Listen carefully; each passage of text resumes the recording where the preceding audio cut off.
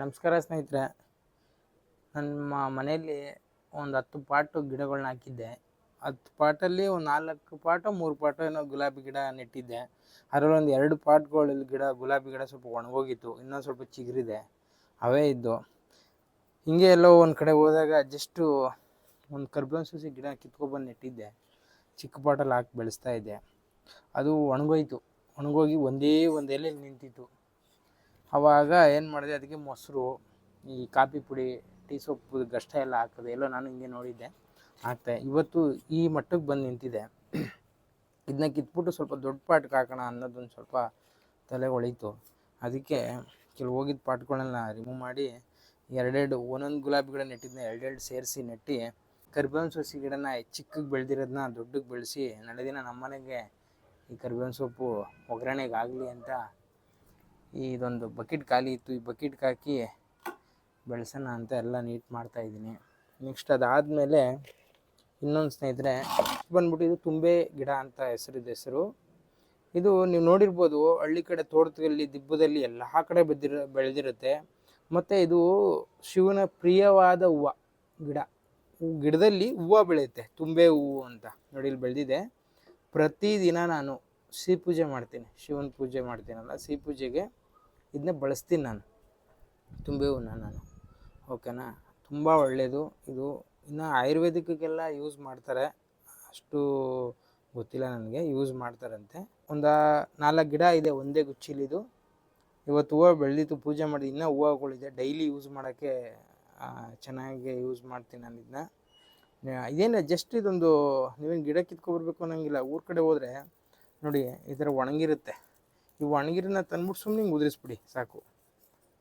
ಇನ್ನೊಂದು 3 ದಿನ ಒಂದು ವಾರ ಬಿಟ್ಕೊಂಡು ನೋಡಿ, ಇಷ್ಟುದ್ದ ಗಿಡ ಬಂದುಬಿಟ್ಟಿರುತ್ತೆ ಅಲ್ಲಿ ಗಿಡ. ಇದ್ರೆ ಫೈನಲಿ ಇಲ್ಲೊಂದು 8-9 ಪಾಟಿತ್ತು, 10 ಪಾಟಿತ್ತು ಅಂದ್ಕೊಳ್ಳಿ. ಅದೆಲ್ಲ ಹೋಗಿದ್ದ ಗಿಡಗಳು ಅವೆಲ್ಲ ಹೇಳ್ದಂಗೆ ನಿಮ್ಗೆ ಹೋಗಿದ್ದ ಗಿಡಗಳಲ್ಲೇ ಒಂದೊಂದು ಗಿಡ ಹೋಗಿದ್ದಾವೆ, 2 ಗಿಡ ಮಾಡಿ ಗುಲಾಬಿ ಗಿಡ ಅಲ್ಲೆಲ್ಲ ರೆಡಿ ಮಾಡಿದ್ದೀನಿ, ಕ್ಲೀನ್ ಮಾಡ್ತಾಯಿದ್ದೀನಿ. ಈ ಜಾಗದಲ್ಲಿ ಅವನ್ನೆಲ್ಲ ನೀಟಾಗಿ ಇಟ್ಟು ಇಲ್ಲಿ ಒಬ್ಬರು ಒಡ್ಡಾಡಬೇಕು ಗಿಡಕ್ಕೆ ನೀರು ಹಾಕೋಕ್ಕೆ, ಆ ಥರ ಮಾಡ್ಕೊತೀನಿ ಜಾಗ. ನಮ್ಮ ಮಿನಿ ಗಾರ್ಡನ್ನ ಸೆಟ್ ಮಾಡಿ ಹೇಗಿದೆ ಅಂತ ನಿಮಗೆ ಈ ವಿಡಿಯೋ ಮುಖಾಂತರ ತೋರಿಸ್ತೀನಿ.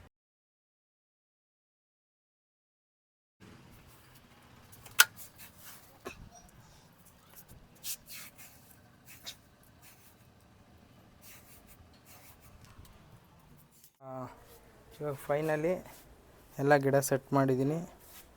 ಈಗ ಸೆಟ್ ಮಾಡಿ ಒಂದು ಟೈಮ್ ನೀರು ಹಾಕ್ಬಿಡ್ತೀನಿ. ಇವಾಗ ನೈಟು ಹಾಕ್ಬಿಡ್ತೀನಿ. ಇದು ನೋಡಿ ಮನಿ ಪ್ಲ್ಯಾಂಟು, ಒಂದು 2 ಮಂತ್ ಆಯಿತು ನಾನು ತಂದು ನೆಟ್ಟಷ್ಟೇ. ಜಸ್ಟು ಪಾಟ್ ಸಮೇತ ತಂದಿದ್ದೆ, ಅದು ಹಂಗೆ ಹಾಕಿದೆ, ಬರ್ತಾಯಿದೆ. ಅದು ಬಂದು ಹಿಂಗೆ ಕವರ್ ಆಗುತ್ತೆ. ಇದು ಡ್ರ್ಯಾಗನ್ ಫ್ರೂಟ್ಸು. ಇದೊಂದು ಪೀಸ್ ತಂದೆ, ಇದೊಂದು ಪೀಸ್ ತಂದ್ಬಿಟ್ಟು ಬಕೆಟು ಒಡೆದೋಗಿತ್ತು, ಆ ಬಕೆಟ್ ನೆಟ್ಟಿದೆ. ಇವತ್ತು ಈ ಮಟ್ಟಕ್ಕೆ ಬಂದೈತೆ.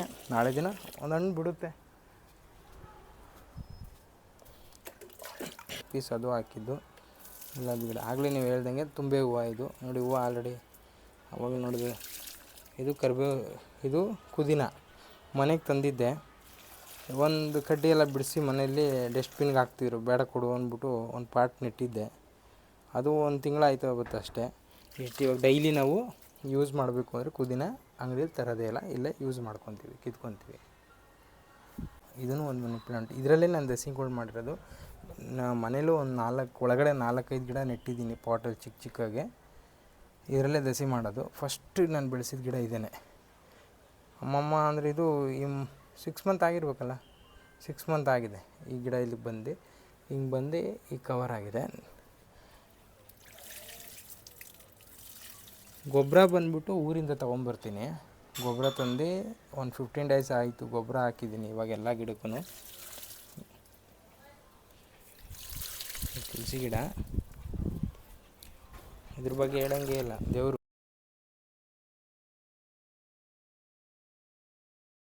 ಅದಾದಮೇಲೆ ಇದರಲ್ಲೇ ದಸಿ ಮರಿ ಇನ್ನೊಂದಿದೆ. ಇದು ಬಂದು ನೋಡಿ, ಇದು ಇವತ್ತೆಲ್ಲ ಇಲ್ಲಿ ನೆಟ್ಟಿದ್ದೆ. ಇವತ್ತು ಸ್ವಲ್ಪ ಜಾಗ ಚೇಂಜ್ ಮಾಡಿದೆ, ಹಿಂಗೆ ಬಂದು ಹಿಂಗೆ ಕವರ್ ಆಗಲಿ ಅಂದ್ಬಿಟ್ಟು. ಇದು ಅಷ್ಟೇ ಒಂದು 1.5 ಮಂತ್ ಆಗಿರ್ಬೇಕಷ್ಟೆ, ಈ ಮಟ್ಟಕ್ಕೆ ಬಂದಿದೆ. ಸ್ವಲ್ಪ ಅದು ಚಿಕ್ಕ ಪಾಟಲ್ಲಿತ್ತು, ಅದಕ್ಕೆ ಯಾಕೋ ಹಿಂಸೆ ಆಗ್ತಿತ್ತೇನೋ ಅಂದ್ಬಿಟ್ಟು ನಾನೇ ದೊಡ್ಡ ಪಾಟ್ ನೆಟ್ಟಿದ್ದೀನಿ. ಫ್ಯೂಚರಲ್ಲಿ ಇದು ದೊಡ್ಡಾಗಿ ಹಿಂಗೆ ಬಂದು ಕವರ್ ಆಗುತ್ತೆ ಮನೆ ಬಾಗಿಲು ಫುಲ್ಲು. ಸ್ನೇಹಿತರೆ, ನೆಕ್ಸ್ಟ್ ಇವಾಗ ಸದ್ಯಕ್ಕೆ ಇಷ್ಟು ಬೆಳೆಸಿದ್ದೀನಿ. ನೆಕ್ಸ್ಟ್ ದಿನಗಳಲ್ಲಿ ಇನ್ನೂ ತುಂಬ ಗಿಡಗಳನ್ನ ಹಾಕಬೇಕು ಅಂತ ತುಂಬ ಇಷ್ಟ. ನಾನು ಗಿಡ ಬೆಳೆಸ್ಬೇಕು ಅಂತ ತುಂಬ ಇಷ್ಟ ನನಗೆ. ಹಳ್ಳಿ ಕಡೆ ಇದ್ದರೆ ಬೇಜಾನು ಹೊಲದಲ್ಲೆಲ್ಲ ಗಿಡಗಳು ಹಾಕಿದ್ದೀವಿ, ನಿಂಬೆ ಗಿಡ ಅಂತೆ ಅದು ಇದು ತುಂಬ ಮನೆಗೆ ಯೂಸ್ಫುಲ್ ಆಗೋ ಗಿಡಗಳನ್ನೇ ಹಾಕಿದ್ದೀನಿ ಊರ ಕಡೆನೂ. ಅದೇ ಥರನೇ ಇಲ್ಲೂ ಅಷ್ಟೇ. ನಾನು ಬೆಂಗಳೂರಲ್ಲಿರೋದಲ್ವ, ಅದಕ್ಕೋಸ್ಕರ ಇಲ್ಲೂ ನಮ್ಗೆ ಏನೇನು ಮನೆಗೆ ಉಪಯೋಗ, ಹೂವು ಗಿಡ, ಇನ್ನು ಕೆಲವು ಹೂವು ಗಿಡಗಳು ಹಾಕ್ತೀನಿ.